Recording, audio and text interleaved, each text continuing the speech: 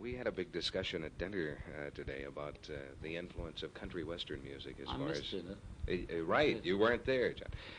The influence of country western music in England. And someone said that there is no country western influence of music in England today. Is that true? Well, there's definitely, especially like places like... George, yeah. That's George Harrison from a local Liverpool echo paper. That's why he's moaning. Senior. He's the one that Senior. Oh, yeah, sorry, Senior. And in Liverpool, country and western music was popular before we were even heard of, or rock and roll.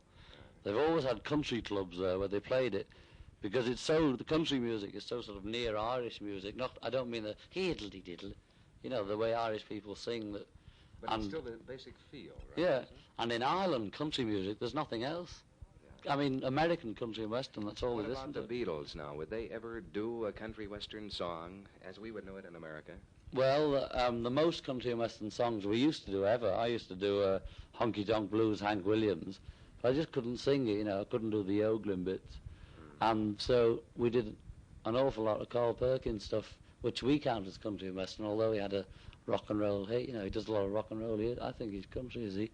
Which is a pretty good example of Matchbox, right, with Ringo. Well, no, I count Matchbox more as a bit more rock. Yeah. But there's a lot of his numbers like Sure to Fall and Let's Give Old Tennessee Credit for Music, those things which we count as country. We used to sing them all, What about folk music, Joan Baez and that type of thing? Well, we all like Joan Baez, but we love Bob Dylan.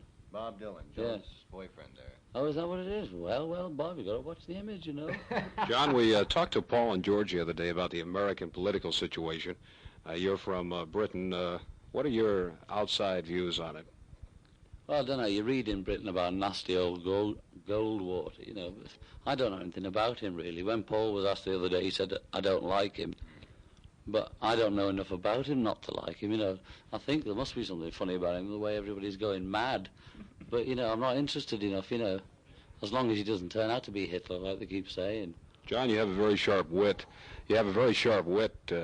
We see in the press conferences and talking to you. You read, don't believe what you read. Well, I've seen it, and do you ever plan to put some comedy into your act?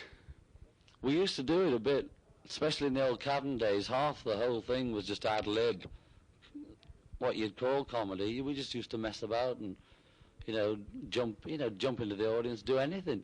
But now you've got to do 20 minutes or 30 minutes of songs. Excuse me, when you think. Speaking of comedy, last night I had an opportunity to see for the first time the television show that you did, which has been shown in England 3 times, but has never been seen here in America. And I understand it was kind of an... Sample complete. Ready to continue?